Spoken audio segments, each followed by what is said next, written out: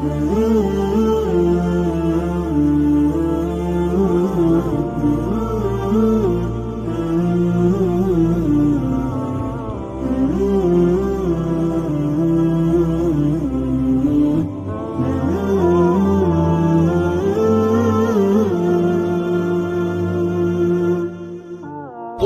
للكون وقل للخلق وللأزمان كم تهنأ وفؤادك يملأه القرآن. قل لهموم الناس وأسئلة الحيران كم فيك سرورا وسلاما واطمئنانا. قل للكون وقل للخلق وللأزمان كم تهنأ وفؤادك يملأه القرآن. قل لهموم الناس وأسئلة الحيران كم فيك سرورا وسلاما واطمئنانا. يا مكي النور ومدني الثمرات كالنخل العارم تزخر طيبا وثبات. أنفاسك عطر يتضوع بالآيات وجليسك نورك وملائكة الرحمن. قل للكون وقل للخلق وللأزمان كم تهنأ وفؤادك يملأه القرآن. قل لهموم الناس.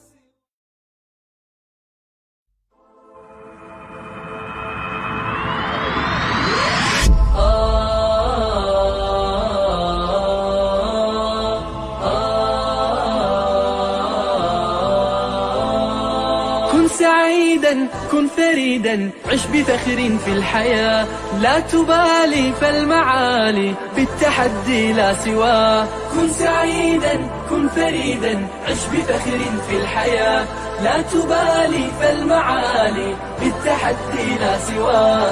بالتحدي لا سواه. حرر النفس ولا تحيا هباء يا ربيعا أنت والعطر الرداء. حرر النفس ولا تحيا هباء يا ربيعا أنت والعطر الرداء. خذ قرارا وانطلق لا تنتظر ليس كل الناس أهل للعلاء. خذ قرارا وانطلق لا تنتظر ليس كل الناس أهل للعلاء. ليس كل الناس أهل للعلاء. كن سعيدا كن فريدا عش بفخر في الحياة لا تبالي فالمعالي بالتحدي لا سواه. كن سعيدا كن فريدا عش بفخر في الحياة لا تبالي فالمعالي بالتحدي لا سواه. بالتحدي لا سواه.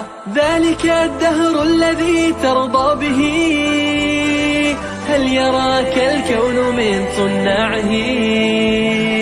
ذلك الدهر الذي ترضى به هل يراك الكون من صناعه. ودع الأحلام يا فارسنا كن بهذا العصر من أعلامه. ودع الأحلام يا فارسنا كن بهذا العصر من أعلامه. كن بهذا العصر من أعلامه. كن سعيدا كن فريدا عش بفخر في الحياة لا تبالي فالمعالي بالتحدي لا سواه. كن سعيدا كن فريدا عش بفخر في الحياة لا تبالي فالمعالي بالتحدي لا سواه. بالتحدي لا سواه. إنما المشتاق للمجد التليد لن تراه مستكينا كالعبيد. إنما المشتاق للمجد التليد لن تراه مستكينا كالعبيد. إنه ليث البرايا ثابت يمتطي العز بعزم من حديد. إنه ليث البرايا ثابت يمتطي العز بعزم من حديد. يمتطي العز بعزم من حديد. كن سعيدا كن فريدا عش بفخر في الحياة. لا تبالي فالمعالي بالتحدي لا سواه. كن سعيدا كن فريدا عش بفخر في الحياة. لا تبالي فالمعالي بالتحدي لا سواه. بالتحدي لا سواه.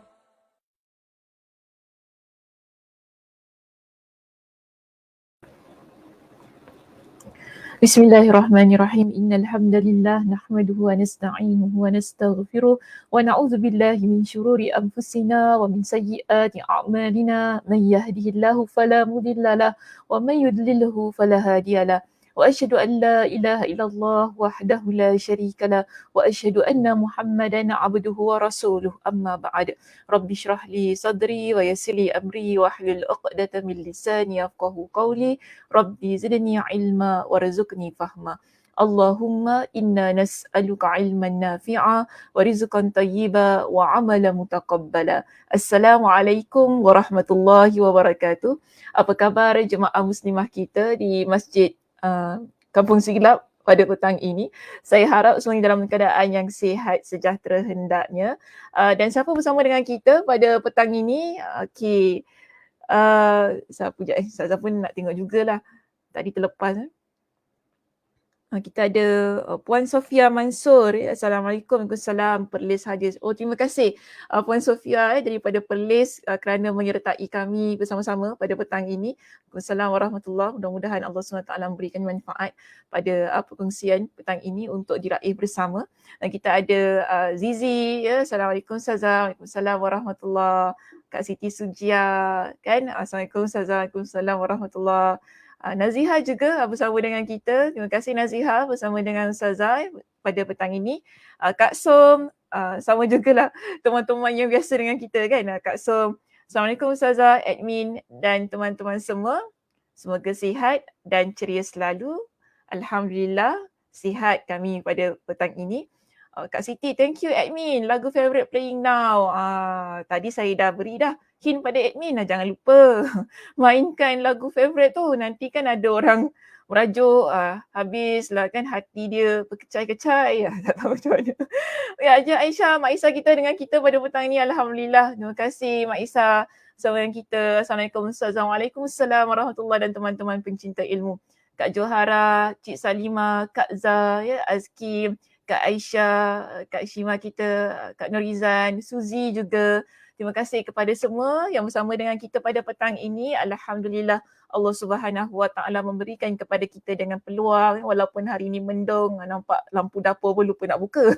Tak apalah ya, nampak macam waktu malam ni, kuliah pada malam ni. Ni bukan kuliah malam, ni kuliah petang. Cuma sebab keadaan sedang hujan, saya pun terlupa nak buka lampu dekat belakang kan. Tak apalah, biarkan je saja di belakang itu kegelapan.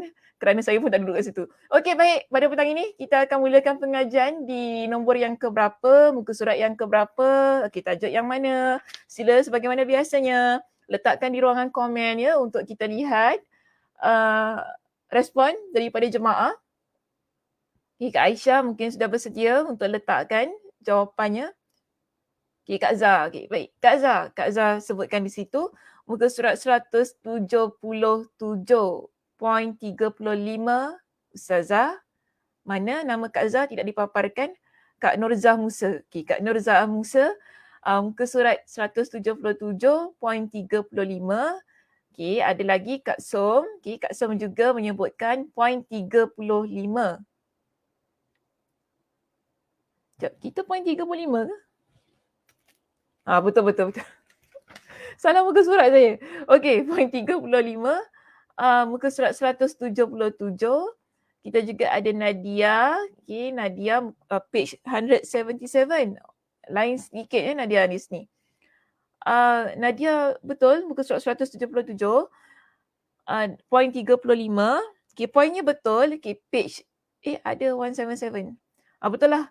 Saya yang salah muka surat di sini. Bukan salah, saya yang muka surat lain. Saya muka suratnya sama dengan Cik Salimah. Poin 35 muka surat 185.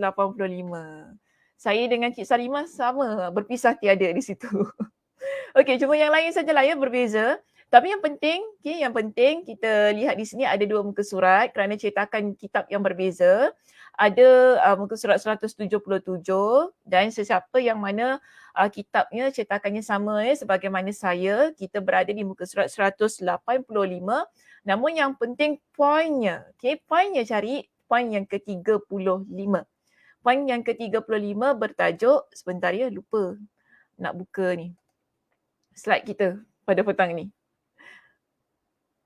Sekejap. Okey.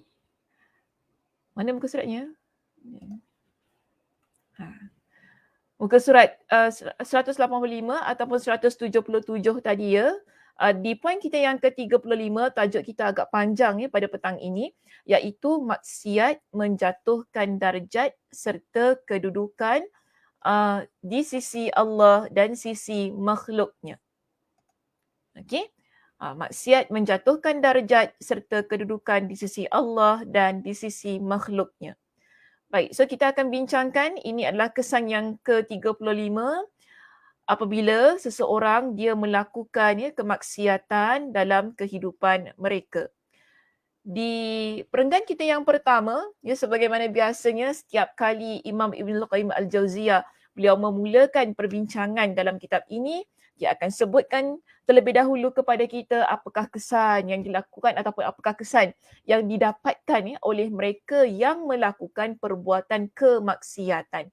Jadi Imam Ibn Qayyim Al-Jauziyah menyebutkan tentang kesan kejatuhan pada mereka yang begitu senang, mereka yang rasa selesa dengan kemaksiatan-kemaksiatan yang dilakukan.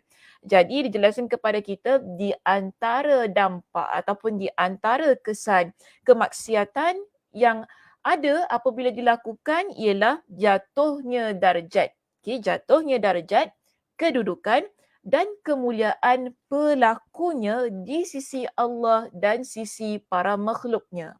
Maknanya di sini, kejatuhannya daripada sudut darjat, kedudukan, kemuliaan pelakunya itu tadi, dia bukan hanya berlaku di sisi Allah, tetapi ia juga berlaku di sisi makhluk Allah. Maknanya insan yang ada di sekitar kita juga akan melihat kejatuhan darjat yang ada pada diri kita, kedudukan dan juga kemuliaan yang ada pada diri kita apabila kita melakukan kemaksiatan. Orang yang ada di sekitar kita, bila dia melihat kita melakukan perkara-perkara yang tidak baik, pasti ia akan menyebabkan orang lain rasa tidak selesa, orang lain rasa tidak suka dengan kita apabila mereka tahu kita melakukan kemaksiatan. Maka sebab itu di sini Imam Ibn Qayyim Al-Jauziyah menyebutkan tentang 2 sudut itu tadi. Maknanya bukan sahaja ianya memberikan kesan di sisi Allah, bahkan di sisi makhluk Allah. Sebab itu pada perenggan kita yang kedua di sini disebutkan bahawa sesungguhnya hamba Allah yang paling mulia di sisi Allah adalah yang paling bertakwa. Siapa setuju? Ada yang tak setuju dengan kenyataan itu? Ada yang tak setuju dengan kenyataan itu? Baik, saya datangkan firman Allah Subhanahu Wa Taala dalam surah Al-Hujurat ayat yang ke-13 bagi menyokong statement ataupun kenyataan yang dibawakan oleh Imam Ibn Qayyim Al-Jauziyah dalam perenggannya yang kedua, yang mana beliau menyatakan bahawa hamba Allah yang paling mulia di sisi Allah ialah mereka yang bertakwa kepada Allah Subhanahu Wa Taala. Ini sebagaimana yang telah difirmankan oleh Allah Subhanahu Wa Taala dalam surah Al-Hujurat pada ayat yang ke-13. Apa kata Allah? Allah Subhanahu Wa Taala berfirman, "Ya ayyuhan nas, inna khalaqnakum min dhakarin wa untha wa ja'alnakum syu'uban wa qabaila lita'arafu." Maksudnya, wahai manusia, sesungguhnya kami menciptakan kamu dari kalangan lelaki dan juga wanita. Kita hidup di atas muka bumi ini, kita ada 2 kategori ataupun 2 jantina. 2 jantina iaitu lelaki dan perempuan. Jadi Allah Subhanahu Wa Taala ciptakan kita tidak kira sama ada sebagai seorang lelaki maupun sebagai seorang perempuan. Ialah di sini dan juga di sebelum itu Allah kata dan menjadikan kamu berbangsa-bangsa. Maknanya kita ni bukan saja Allah jadikan perempuan dengan lelaki dah gitu saja, tidak. Tetapi kita hidup dalam bangsa-bangsa yang tersendiri. Kan kita ada orang Melayu, ada orang Cina, orang India, kan ada orang Arab. Contohlah keadaannya pelbagai bangsa dan juga bersuku-suku. Ada bangsa, ada suku, ada adat, ada budaya yang berbeza. Mengapa Allah Subhanahu Wa Taala menciptakan kita dengan kepelbagaian itu tadi? Allah Subhanahu Wa Taala tak kata semua orang Melayu je Allah ciptakan, tak. Ataupun kerana Nabi sallallahu alaihi wasallam diutuskan di kalangan bangsa Arab, semua di atas muka bumi ni orang Arab. Tidak begitu. Tapi Allah Subhanahu Wa Taala menciptakan kita umat manusia ini dengan pelbagai warna. Ya, kita ada pelbagai warna, jadi indah di mata. Kerana di sini bila kita ada pelbagai macam bangsa, pelbagai macam suku, ianya di sini Allah Subhanahu Wa Taala menyebutkan bahawa lita'arafu, supaya kalian dapat saling kenal mengenal. Kita dapat kenal bangsa lain. Kita tahu bahawa ada orang yang kulitnya warna berbeza dari kita. Ada orang bahasanya berbeza daripada kita.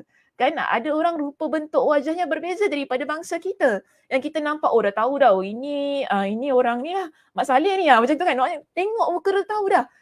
Keadaan ini berbeza. Kita tak pergi mana-mana mukanya sama kan? Tidak kan? Kita pergi Mesir ke, kita pergi Saudi, cuba senang ambil contoh gini. Kita tunaikan ibadah umrah kita. Kita sampai Mekah, Madinah, kita nampak pelbagai, kita tak jumpa orang Arab saja, betul tak? Kita jumpa pelbagai macam bangsa, pelbagai macam bahasa yang mana bila kita lihat, orang Islam ni ada pelbagai macam orang rupanya. Bukan kita je kan? Bukan kita. Ataupun selama ni kita tahu orang Islam mesti orang Arab. Tak semestinya. Kan tak semestinya. Jadi di sini bila berlaku keadaan-keadaan yang sedemikian, ya, bila berlaku keadaan-keadaan yang sedemikian menyebabkan kita ada rasa ingin kenal mengenali, ambil tahu ya perbezaan-perbezaan yang Allah Subhanahu Wa Taala ciptakan itu tadi. Namun yang paling penting di dalam ayat ini iaitu surah Al-Hujurat pada ayat yang ke-13 ini, Allah Subhanahu Wa Taala menegaskan satu poin di situ. Apa kata Allah?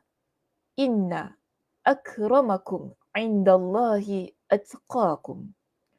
Sesungguhnya yang paling bertakwa di kalangan kalian ataupun yang paling mulia di kalangan kalian adalah mereka yang paling bertakwa di sisi Allah Subhanahu Wa Taala. Ini poin yang paling penting dan inilah poin yang terdapat di perenggan kita yang kedua di situ, yang mana ditampilkan oleh Imam Ibnul Qayyim Al-Jauziyah untuk kita pegang, untuk kita faham bahawa kita ini manusia yang paling Allah Subhanahu Wa Taala angkat darjatnya, yang paling Allah Subhanahu Wa Taala puji di sisi para malaikatnya adalah mereka yang paling bertakwa kepada Allah Subhanahu Wa Taala. Tak kira siapa pun kita, apa pun bangsa kita, tak kira warna kulit kita bagaimana sekalipun, apa bahasa yang kita tuturkan, tetapi di sini yang Allah Subhanahu Wa Taala ingatkan kepada kita dalam kepelbagaian penciptaan yang Allah Subhanahu Wa Taala tunjukkan kepada kita di situ, yang paling bertakwa itulah yang paling mulia. Kita tak kata kita kan dulu lah ya, saya bagi contoh, maaf kalau contoh ni kasar. Dulu kan kata tak nak, kita boyan kahwin dengan boyan je, Jawa kahwin dengan Jawa, tak boleh boyan dengan Jawa, tak boleh kahwin. Dululah orang dulu macam itu kan. Ada kan keadaan macam tu kan. Tak suka bangsa lain, tak nak kita punya bangsa kahwin dengan bangsa ni, tak suka. So keadaan-keadaan begini kerana rasa bahawa bangsa kita je bagus. Kan ada yang begitu keadaannya. Keturunan kita keturunan yang paling bagus, keturunan yang paling baik. Tak boleh cari keturunan lain untuk dikahwini. Keadaan-keadaan yang begini mendatangkan kesombongan pada diri kita. Ia mendatangkan perkara-perkara yang merendahkan orang lain. Itu bukan ajaran agama kita. Di dalam ajaran agama kita di sini Allah Subhanahu Wa Taala menegaskan apa pun bangsa kita, apa pun keturunan kita, walaupun kita dilihat sebagai keturunan mungkin status kita paling tinggi di sisi masyarakat, namun itu bukan bukti bahawa kita adalah paling mulia. Yang paling mulia ialah mereka yang bertakwa kepada Allah. Siapa yang bertakwa kepada Allah? Insan yang bertakwa kepada Allah Subhanahu Wa Taala adalah mereka yang meninggalkan kemaksiatan-kemaksiatan dan mereka yang menjalankan semua perintah Allah Subhanahu Wa Taala. Maka jelas kepada kita di sini, untuk mendapatkan kedudukan yang mulia itu tadi, kedudukan yang tinggi di sisi Allah dan juga para makhluknya, yang perlu kita usahakan bukan tentang status diri kita, tetapi ialah tentang ketakwaan kita bagaimana. Sebab itu di sini Allah Subhanahu Wa Taala sebutkan innallaha alimun khabir. Sesungguhnya Allah Maha mengetahui lagi Maha mengenal. Maknanya Allah Subhanahu Wa Taala tahu ya kita ni bagaimana dalam keadaan-keadaan kita ni berkomunikasi, mengadakan muamalah iaitu bersosial dengan sesama manusia, apa yang terdapat dalam hati kita.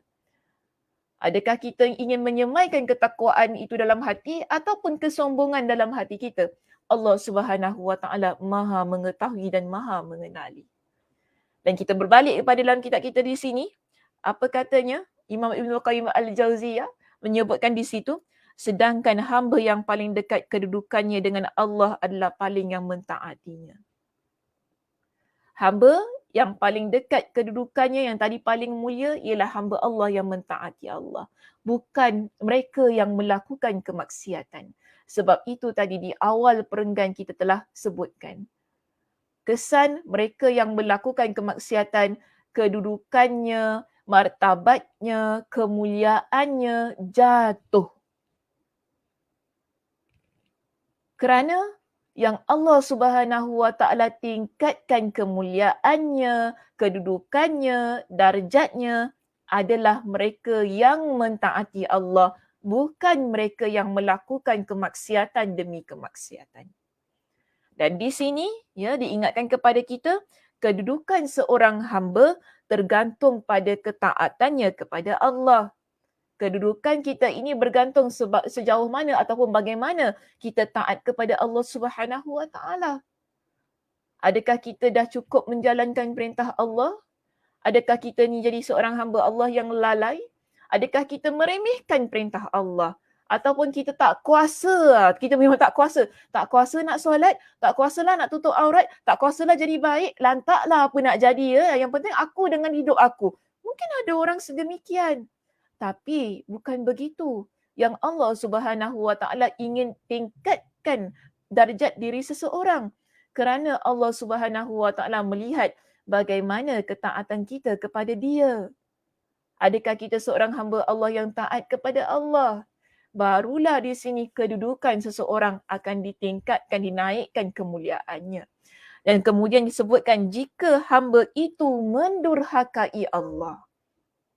Maksudnya, jika hamba itu dia buat maksiat, tak kisahlah ya orang nak kutuk ke, orang nak apa, kita ni buat maksiat. Yang penting kita puas hati dengan kemaksiatan kita. Orang yang begini, apa dikatakan dan menyelisihi perintah Allah ya, orang yang begini, maka dia jatuh dalam pandangannya. Allah juga menjadikan jatuh dalam hati para hambanya. Ya, orang yang buat maksiat tadi, dia berada pada kedudukan yang dijatuhkan pada pandangan Allah dan juga pada pandangan makhluk Allah Subhanahu Wa Taala, iaitu hamba Allah Subhanahu Wa Taala. Dan jika tidak memiliki kedudukan di hati para makhluk, maka dia akan direndahkan oleh mereka. Kalau kita ni, maksud kedudukan di sinilah, kalau orang tak pandang kita. Pandang ni maksudnya orang tak suka dengan kita dalam kehidupan ini. Dalam keadaan-keadaan yang begini, kita akan rasa diri kita hina, kita direndahkan oleh manusia yang ada di sekitar kita. Bahkan kita akan dapati interaksi sosial yang sesuai dengan tingkat kerendahannya di hadapan masyarakat. Orang ramai akan layan kita ataupun akan treat kita berdasarkan kepada bagaimana akhlak diri kita. Itu kebiasaannya. Jika kita baik, kebiasaannya orang akan layan kita dengan baik. Tapi kalau kita ni contoh ahli maksiat, atau mudahlah kita bagi, mungkin mulut kita ni mulut yang tak baik. suka sangat mengata orang lain, agak-agak ada ke orang yang suka untuk berbicara dengan kita? Orang akan takut untuk dekat dengan mereka yang mana mungkin suka memfitnah. Mereka yang mulutnya tak baik, suka cakap tentang diri dia, diri orang lain. Kita kalau tahu kawan kita ni suka cakap tentang diri orang lain, kita kata mungkin lama kelamaan dia akan cakap tentang diri kita juga. Begitu keadaannya. Sebab tu hati-hati kita berteman ni. Hati-hati kita berteman. Cuba carilah ya, usaha cari kawan-kawan yang baik di persekitaran kita ini. Kalaulah kita ni kawan dengan orang yang mana mulutnya, ya Allah, na'udzubillahi min zalik lah kata dia. Suka cakap itu, suka cakap ini kan, kita dengar pun telinga sakit. Orang kata, macam tak ada cerita lain cerita fitnah sana, fitnah sini, ngumpat sana, ngumpat sini. Kita pun dengar tak berapa selesa dalam keadaan yang sedemikian. Bila begitu kita berteman ini, kita akan lebih berhati-hati. Kita kata mungkin orang ini, sekarang ini dia cerita tentang orang lain. Kemungkinan besar, satu hari dia akan bercakap tentang diri kita. Ini pandangan ya. Ini saya keluarkan satu perspektif yang mana kalau orang dia tidak boleh menjaga lidah dia, dia tak mampu untuk jaga lisan dia sehingga orang lain melihat keadaan dirinya sebagai seseorang yang tidak baik dan orang bimbang untuk berteman dengan dia, berkawan dengan dia, inilah yang menunjukkan bahawa betapa rendahnya diri dia di pandangan mata orang lain. Orang memandang diri dia rendah. Kenapa orang memandang diri dia rendah? Kerana lidah dia yang tak mampu untuk dia kawal. Lidah dia yang tak berapa baik. Lidah dia yang mungkin suka maki-maki contohnya lah Ada orang begitulah na'udzubillahi min zalik lah dia berlaku pada diri kita. Tapi ada orang begitu. Suka sikit-sikit maki, nampak situ maki, nampak ni jumpa kawan. Guna perkataan-perkataan yang tidak elok kita dengar. Kita ni yang lihat sahaja, kita na'udzubillah lah dijauhkan daripada anak keturunan kita, ada yang lidahnya begitu. Nampak tak pandangan orang pada mereka yang mana lidahnya bermaksiat kepada Allah, kerana dalam agama kita mengajarkan kepada kita tutur bicaranya mesti baik. Jangan berbicara yang keji. Nabi larang perbicaraan yang keji ini. Makian, hinaan, ini semua adalah kata-kata yang keji yang mana dalam agama kita menolak tepi ia untuk dikategorikan sebagai insan yang memiliki kepribadian yang mulia. Sebab itu, bila kita nampak ada orang yang memiliki kepribadian yang begitu, lidahnya tak berapa baik, kita pun dah lihat dengan pandangan yang tidak baik. Mungkin orang kata, kenapa nak judge orang? Kenapa nak judge orang? Ini bukan judge orang. Ini garis panduan yang ada pada dalam agama kita. Mana yang baik, mana yang buruk dibezakan. Mana yang baik, mana yang buruk dibezakan. Kita tak kumpulkan yang baik dan yang buruk. Baik dan buruk tidak boleh dikumpulkan pada satu tempat. Keliru namanya tu. Keliru. So kita nampak di sini keadaan dalam agama kita mengajarkan mana yang halal, mana yang haram, jelas. Tidak ada keraguan. Jadi kalau kita nampak perkara yang tidak baik, itu dah memang tidak baik. Jelas kepada kita, ia perkara yang jahat. Kita nampak ini adalah perkara yang baik, okey, jelas kepada kita ini adalah perkara yang baik. Dan kebiasaannya, kita akan dapat bezakan. Bila dapat dibezakan, kita juga dapat melihat bagaimana kedudukan orang itu di mata ataupun pada kacamata kita sehingga jadi rendahlah kedudukan orang tersebut. Dan di sinilah disebutkan kepada kita, ia hidup di antara mereka dalam kehidupan yang sangat buruk. Imam Ibn Al-Qayyim Al-Jauziyah kata, kalau dah begitu, kalau semua orang dah pandang dia buruk, kerana mungkin lidah dia yang tak baik, dia hidup dalam keadaan yang sangat buruk. Tak ada orang yang nak kawan dengan dia, kan? Orang benci dengan dia, mungkin orang boleh bermusuhan dengan dia, hidup dia tidak bahagia.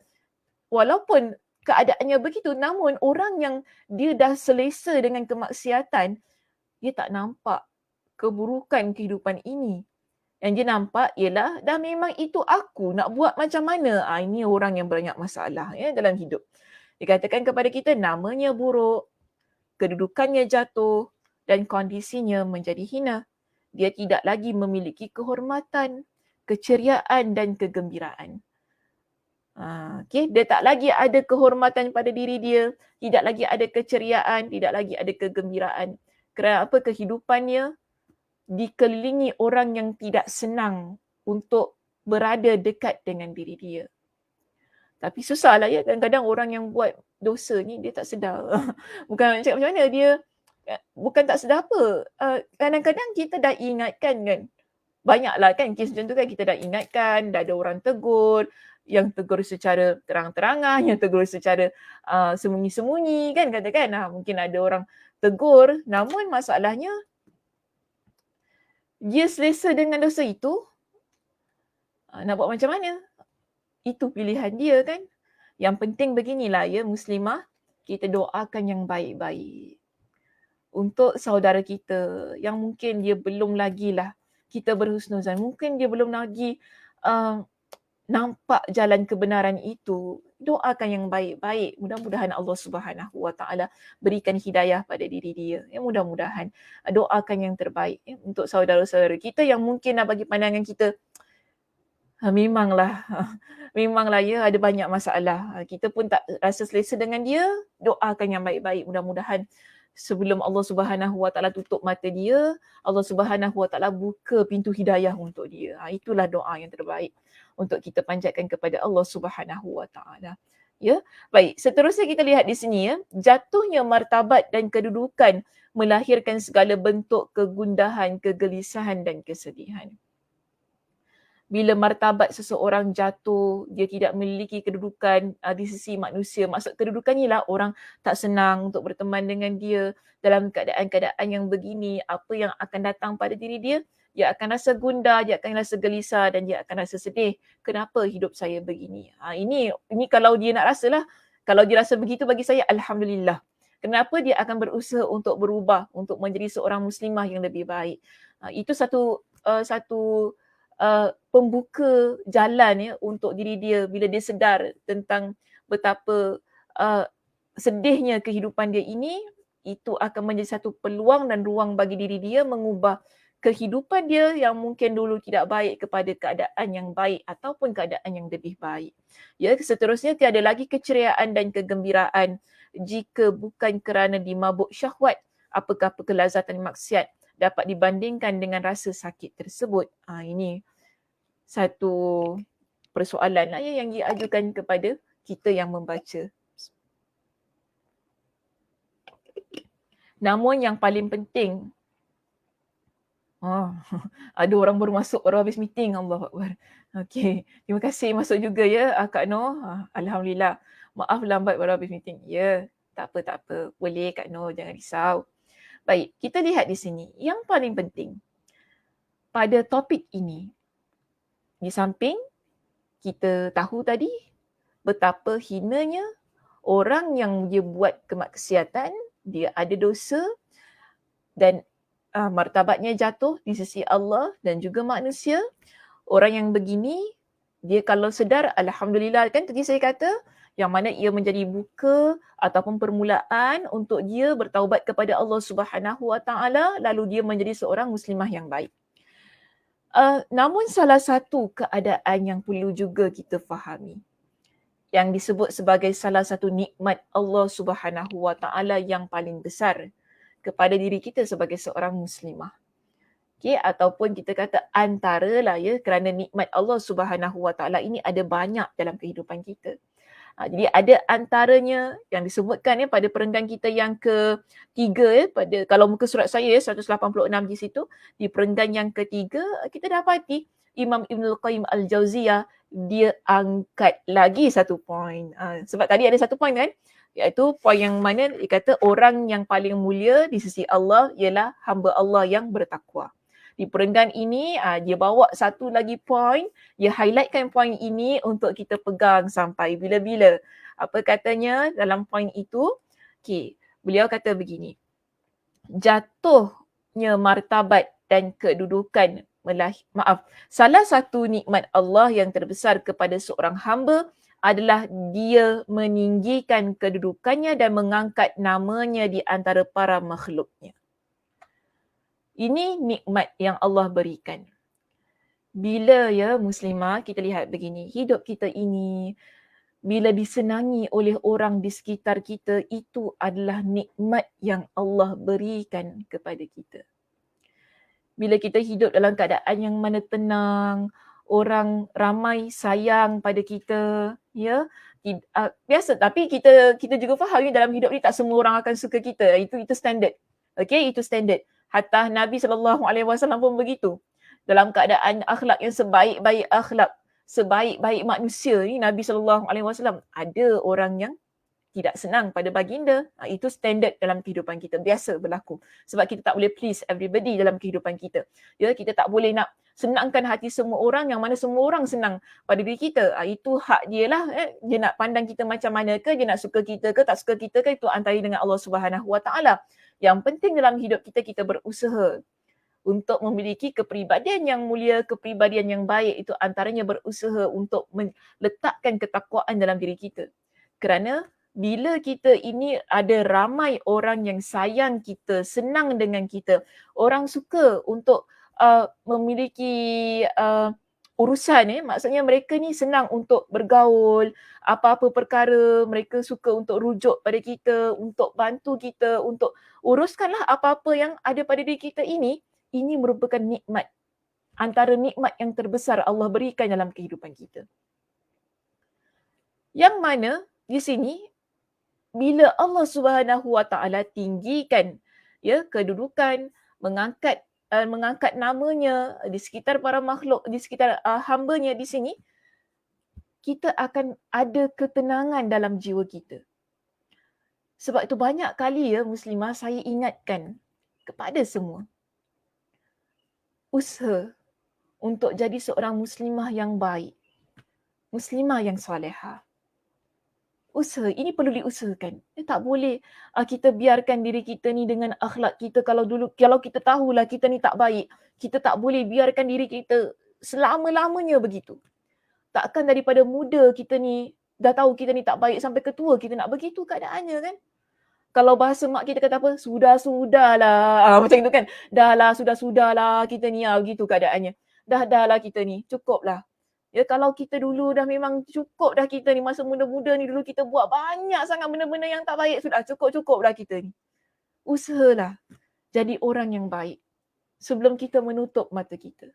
Sebab selagi kita hidup, ini sebenarnya adalah peluang yang Allah berikan kepada kita untuk berada pada satu keadaan yang baik, bahkan keadaan yang lebih baik. Yang mana dilihat oleh makhluk yang ada di sekitar di sekitar kita ini dan juga makhluk Allah Subhanahu Wa Taala. Dan kalau kita nak melihat bagaimana Allah Subhanahu Wa Taala mengangkat darjat manusia, mengangkat darjat hamba-Nya, contoh yang paling dekat ataupun contoh yang paling relevan untuk kita lihat ialah contoh para nabi yang Allah Subhanahu Wa Taala utuskan. Dan kita baca dalam Al-Quran tentang kehidupan mereka, yang kita lihat bagaimana kehidupan mereka ini Allah Subhanahu Wa Taala angkat darjat mereka di sisinya.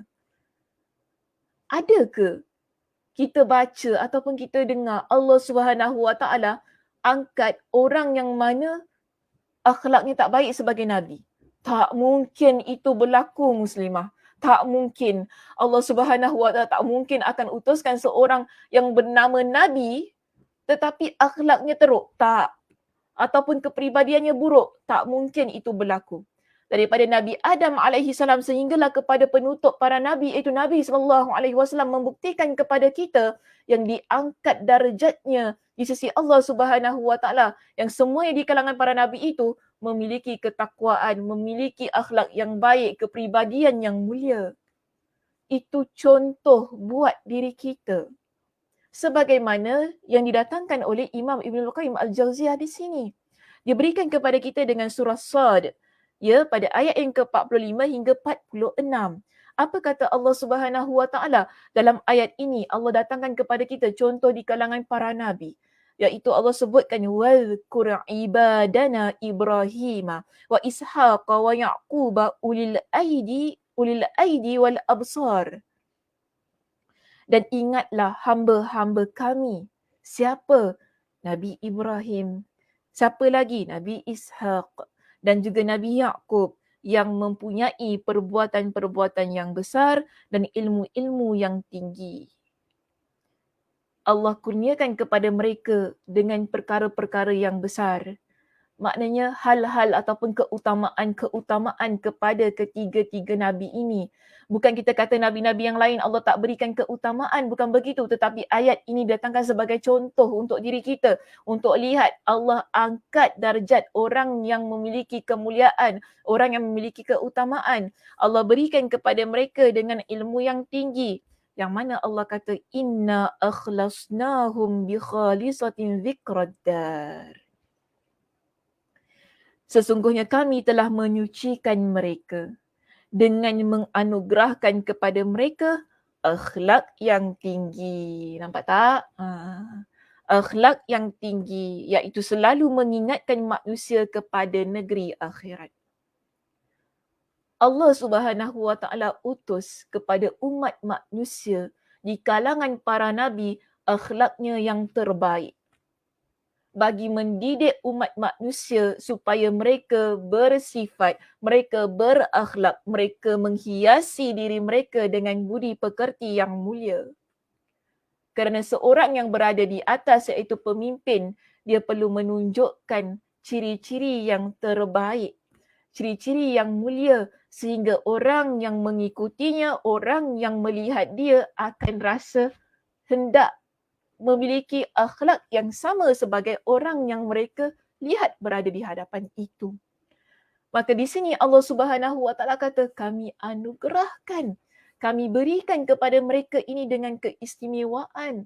Allah berikan kepada mereka dengan ilmu yang tinggi, Allah berikan kepada mereka dengan keutamaan-keutamaan yang besar. Kerana mereka adalah insan-insan yang mengingatkan orang lain tentang negeri abadi iaitu akhirat. Di dalam ayat ini, Imam Ibnul Qayyim Al-Jauziyah menjelaskan kepada kita, maksudnya kami mengkhususkan mereka dengan sesuatu keistimewaan, iaitu sebutan yang baik, yang mereka disebut dengannya di dunia. Itulah lisan as-sidq yang diminta oleh Nabi Ibrahim, kekasih Allah.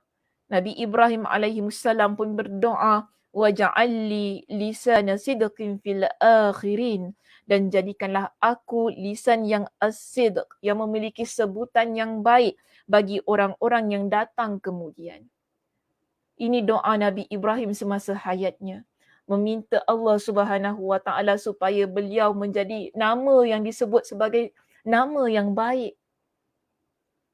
Hingga ke hari ini, bukan bahkan hingga ke hari kiamat muslimah, nama Nabi Ibrahim akan dikenang sebagai nama yang Masya Allah Tabarakallah.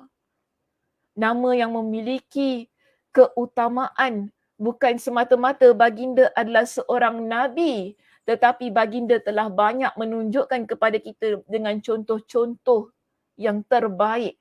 Untuk kita juga sebagai umat Nabi SAW, contohi. Ia menjadi sebutan. Nabi Ibrahim yang membina Kaabah menjadi sebutan sejarahnya. Nabi Ibrahim masa kita raya haji kan, kita sebut kisah Nabi Ibrahim, pengorbanan Nabi Ibrahim, ahli keluarganya, keseluruhan ahli keluarganya, isterinya Hajar, isterinya siapa seorang gitu? Sarah, menjadi sebutan. Ini doa Nabi Ibrahim. Supaya insan yang datang kemudian, yang tak pernah melihat dia, yang tak pernah hidup sezaman dengan dia, tetapi membaca sejarah hidupnya dalam Al-Quranul Karim ini, yang Allah ceritakan, dia menjadi sebutan-sebutan yang baik. Maknanya Allah Subhanahu Wa Taala mengangkat, meninggikan darjat diri seseorang apabila mereka ini berusaha ke arah ketakwaan, iaitu menjaga diri mereka agar sentiasa dapat menghindari maksiat dan dosa. Sentiasa berusaha menjadi insan yang takwa, takut kepada Allah, buat perkara yang baik, buat perkara-perkara yang mana mendatangkan kecintaan Allah. Maka mereka akan menjadi sebutan manusia yang ada di sekitar mereka. Bukan hanya pada waktu itu, tapi setelah mereka meninggal dunia. Ini adalah sesuatu yang Allah Subhanahu Wa Taala perlihatkan kepada kita. Betapa insan yang benar-benar menjaga dirinya kerana Allah, demi menjunjung ketaatan-ketaatan di atas kepalanya dan meletakkan kemaksiatan-kemaksiatan di bawah telapak kakinya, Allah Subhanahu wa taala akan mengangkat darjat dirinya bukan sahaja di sisi Allah tetapi di sisi manusia. Begitulah juga muslimah bila kita berusaha untuk menjadi seorang wanita yang salihah dalam kehidupan kita. Sekali lagi saya ingatkan, sebab itu saya selalu ingatkan kita ini kan, tadi pun saya sebutkan, usahalah jadi seorang wanita yang salihah. Kerana wanita salihah itulah yang Allah Subhanahu wa taala angkat darjat mereka. Kita semua muslimah ni, kita semua perempuan.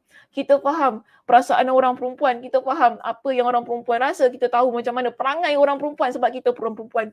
Kita tahu kan, kita kenal lah luar dalam orang perempuan ni macam mana sebab kita perempuan. Tetapi antara kita ramai-ramai yang perempuan ini, sekali lagi, inna akramakum indallahi atqakum. Yang paling mulia di kalangan kita ini ialah yang paling bertakwa kepada Allah. Kita sesama wanita yang paling mulia bukan kerana yang ada handbagnya banyak. Bukan begitu muslimah. Ya, kena ingat ini. Yang mana ada handbag yang paling branded, yang paling mahal, beribu-ribu dolar. Bukan begitu kedudukan kita. Yang berlumba-lumba untuk siapa yang paling cantik, siapa pipinya paling gebu, siapa matanya paling besar, siapa pakaiannya paling indah, siapa pakaiannya paling mewah. Bukan begitu kehidupan kita ni muslimah. Yang kita nak kejarkan ialah bagaimana kita ini menghiasi diri kita sebagai seorang wanita yang soleha. Kerana itulah sebenarnya perjuangan dalam kehidupan kita sebagai seorang wanita. Taat kepada Allah Subhanahu wa taala. Allah Subhanahu wa taala mengingatkan kepada kita tentang wanita yang salihah dalam Al-Quranul Karim. Allah Subhanahu wa taala berfirman dalam surah An-Nisa, itu surah wanita di sini. Pada ayat yang ke-34, apa kata Allah? Fasalihatun qanitatun hafizatun lil ghaibi bima hafizallah. Kita nak tahu wanita yang salihah itu bagaimana? Apa antara ciri-cirinya? Allah beritahu kepada kita. Maka wanita yang salihah ialah yang taat kepada Allah. Nampak kan? Yang taat kepada Allah, lagi memelihara diri ketika suaminya tidak ada. Ini untuk wanita yang bersuami lah ya. Dia memelihara maruah dirinya ketika suaminya tidak ada bersama dengan dia. Okay, suaminya keluar pergi bekerja ataupun dia pun keluar daripada rumah itu untuk urusan pekerjaan dia. Mungkin dia ada pergi outstation dan sebagainya. Tapi kerana dia seorang yang bergelar isteri, dia pandai jaga diri dia. Dia pandai jaga akhlak diri dia. Menjaga maruah diri dia ketika suaminya tidak ada di sisinya. Bukan setakat dia tu baik saja bila suami dekat sebelah. Ya, ada perempuan begitu. Maaf ya saya sebut gitu kan. Suami baik, suami ada kat sebelah, baik dia. Allah, suami tengok. Suami tak ada, oh bukan main, keluar semua. Perangai-perangai tak baik dia. Mungkin begitu, ada wanita begitu. Di sini Allah Subhanahu wa taala beritahu kepada kita. Jadi wanita salihah yang begini, yang mana dia taat kepada Allah, dia jaga maruah dirinya ketika suaminya tidak ada di sisi. Nah, oleh kerana dia tahu Allah telah memelihara mereka. Maksudnya dia tahu Allah itu maha melihat apa yang mereka lakukan. Ini kita panggil sebagai ketakwaan pada diri kita muslimah. Imam As-Suyuti dalam kitabnya ada menjelaskan, ada memberikan pentafsiran untuk ayat ini. Dia sebutkan maksud wanita yang salihah di sini ialah muti'at lillah wa li azwajihinna. Iaitu wanita-wanita yang taat kepada Allah dan juga taat kepada suami-suami mereka. Ya, wanita yang taat kepada suami mereka. Dalam keadaan yang begini, wanita ini layak untuk dikategorikan sebagai wanita yang salihah. Bila dia single, bila dia single tak ada suami, dia taat kepada Allah Subhanahu wa taala. Bila dia ada suami, ada dua keadaan di sini, taat kepada Allah, berbakti kepada suaminya. Begitu. Dan di sini, ya, kita lihat bagaimana Nabi SAW meletakkan kategori wanita yang salihah pada pada ciri-ciri, pada satu ciri yang mana semuanya berkaitan dengan ketaatan kepada Allah Subhanahu Wa Taala. Ada sebuah hadis yang sahih, Nabi SAW mengingatkan kepada kita. Nabi SAW sebutkan dalam hadis ini tentang keadaan ciri-ciri wanita yang salihah bagi menguatkan apa yang ada dalam surah An-Nisa itu tadi. Nabi SAW ingatkan bagaimana wanita penghuni syurga, bagaimana wanita yang mana Allah Subhanahu Wa Taala angkat darjat dirinya, yang Allah Subhanahu Wa Taala perlihatkan kepada kita kedudukan yang mulia bukan sahaja pada pandangan Allah tetapi pada pandangan manusia yang ada di sekitarnya. Di sini Nabi SAW letakkan tentang apakah dia ciri-cirinya yang semuanya bagi saya ialah berkaitan tentang ketaatan kepada Allah Subhanahu Wa Taala. Itu Nabi kata apa? Idza sallatil mar'atu khamsaha. Jika seorang wanita dia melaksanakan solat 5 waktunya, wa shamat syahraha, dan dia berpuasa di bulan Ramadan, wa hafizat farjaha, dan dia menjaga kemaluannya, itu menjaga harga dirinya, menjaga maruah dirinya dengan tidak berzina. Ya, ini maksudnya. Wa ata'at zaujaha, dan dia taat kepada suaminya. Tadi kan juga Allah Subhanahu Wa Taala ada sebutkan tentang suami tadi kan dalam surah An-Nisa yang baru saya kongsikan. Di sini Nabi SAW juga menyebutkan tentang perkara yang sama. Bila dia sebagai seorang isteri, wanita ini dia taat kepada suaminya. Bila suaminya mengarahkan perkara-perkara yang baik lah ya, yang tidak melanggar perintah Allah. Kadang-kadang kita masalah juga muslimah. Bila suami suruh buat perkara tak baik, kita kata, oh kita kena buat lah sebab perkara ni suami kita suruh, tak boleh. Perkara taat ini hanya untuk perkara yang makruf. Sebab Nabi SAW juga ada sebutkan, la ta'ata fi ma'siyatillah. Tidak ada ketaatan, kita tidak boleh mentaati pada perkara-perkara yang bermaksiat, perkara-perkara yang mengandungi maksiat kepada Allah Subhanahu Wa Taala. Jadi kalau suami suruh buat perkara maksiat, jangan buat. Ini perkara yang tidak wajib untuk ditaati.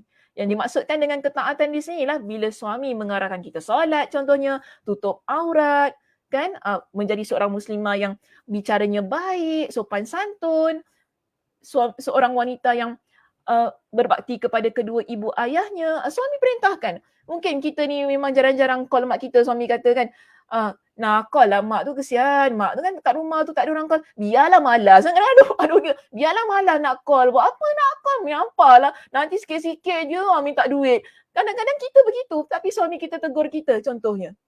Suruh kita jadi seorang isteri, seorang anak yang taat, bakti kepada mak selagi mak tu masih hidup. Suami kita kata, call mak, jenguk mak, ya, jaga mak.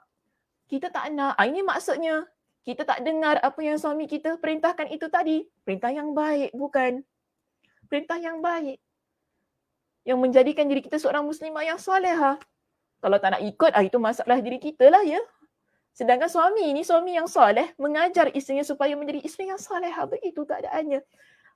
Dalam keadaan yang begitu, kita harus taat pada suami tersebut. Bila semua keadaan ini ada pada seorang wanita, apa kata Nabi? Qila laha dukhulil jannah min ayyi abwabil jannati syi'ti. Untuk wanita yang begini, yang dia menjaga ketaatannya kepada Allah dan dia menjaga ketaatannya juga kepada suaminya bila dia adalah seorang wanita yang sudah bernikah, di akhirat kelak, kerana dia memiliki ciri-ciri wanita ahli syurga ini, tempatnya adalah di syurga, Allah angkat darjatnya, Allah tinggikan kedudukan dia, maka akan diberikan kepada dia peluang untuk memilih, masuklah syurga daripada pintu mana yang engkau kehendaki. Pintu syurga ini ada 8 muslimah. Kita boleh pilih mana pintu syurga yang kita nak masuk. Bila kita berusaha untuk menjadikan diri kita seorang muslimah yang salihah, iaitu muslimah yang taat kepada Allah Azza wa Jal. Ini satu keutamaan. Kita panggil sebagai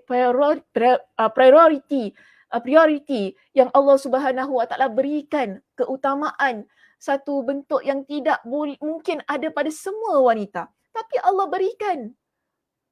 Allah tak kira di sini, sekali lagi kita balik kepada surah Al-Hujurat. Allah tak kira kita orang Boyan ke Jawa ke orang Arab ke orang Afrika ke apa kan, cakap bahasa apa, cakap Cina ke, cakap Melayu, cakap Tamil ke apa, cakap Arab ke apa, Allah tak kira semua itu.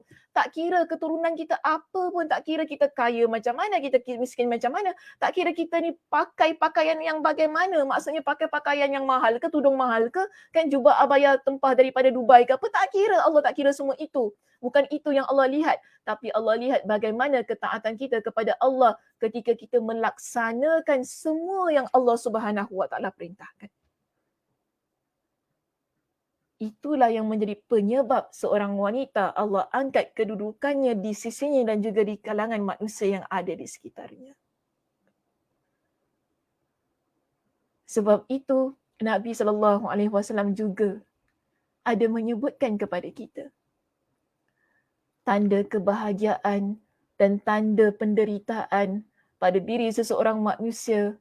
Apa kata Nabi? Nabi SAW menyebutkan min sa'adati bani Adam salatha wa min syakwati bani Adam salatha. Di antara tiga tanda kebahagiaan anak Adam, iaitu kita ni manusia, dan juga 3 tanda kependeritaan manusia ini ada 3. 1, berkaitan tentang kebahagiaan manusia ni, umat manusia ni, apa yang Nabi kata? First kali Nabi kata apa? Al-mar'atu salihah. Bila ada wanita yang salihah dalam kehidupannya. Seorang lelaki, dia ada wanita yang salihah dalam kehidupannya, bahagia hidup dia. Wanita salihah ni bukan semata-mata tentang isteri yang salihah. Seorang lelaki, kita lihat begini ya muslimah, bila seorang lelaki dia ada ibu yang salihah, dia ada ibu mertua yang salihah, dia ada neneknya yang salihah, dia ada makcik-makciknya yang salihah, dia ada adik-beradik perempuannya yang salihah, dia ada anak-anak perempuan yang salihah, dia ada teman-teman wanita yang salihah, bahagia hidup dia. Bahagia hidup dia. Tak banyak problem. Seriously saya cakap. Ya, tak banyak problem. Bila hidup ini dikelilingi dengan wanita-wanita yang salihah, tak banyak problem. Kerana dia dikelilingi dengan wanita-wanita yang takut kepada Allah, yang taat kepada Allah. Tenang jiwa dia. Tak banyak perkara yang dia gusarkan, berbeza.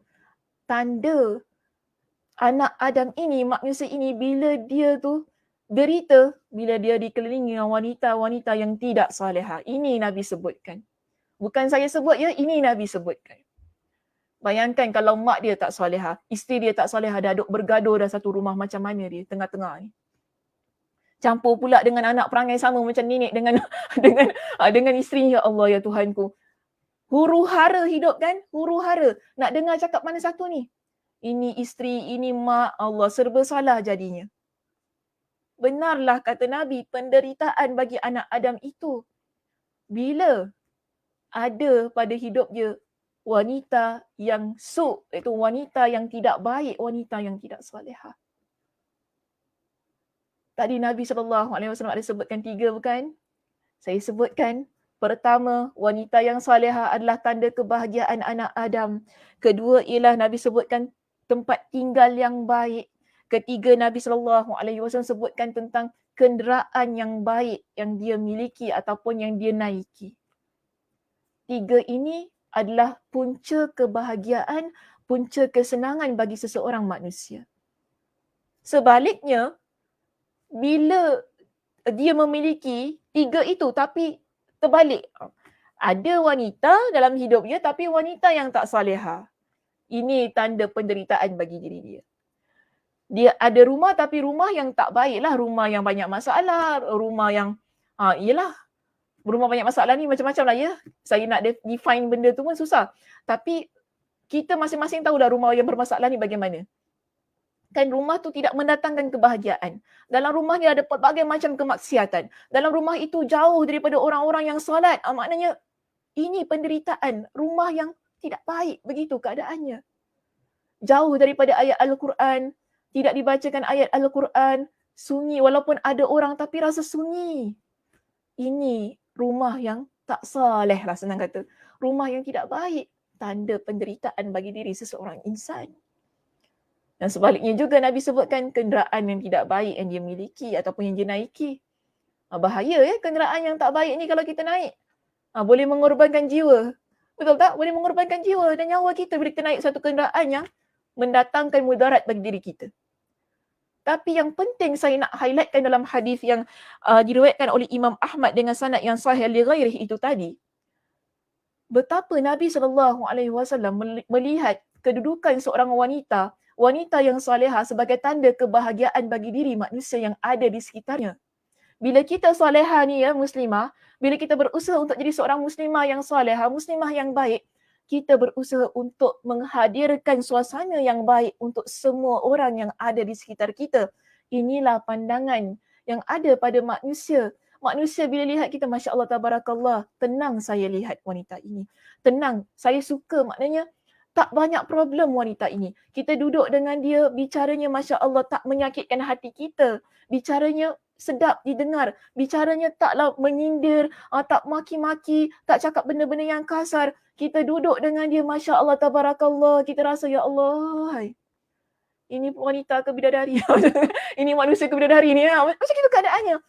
Maknanya pandangan manusia bila mereka melihat wanita yang baik ini, tak boleh nak kata macam tak boleh nak kata. Sebab itu, orang yang memiliki akhlak yang mulia, kepribadian yang indah, darjatnya, kedudukannya bukan sahaja indah di sisi Allah, tetapi ia cukup nyaman, ia cukup menenangkan di sisi manusia yang ada di sekitarnya.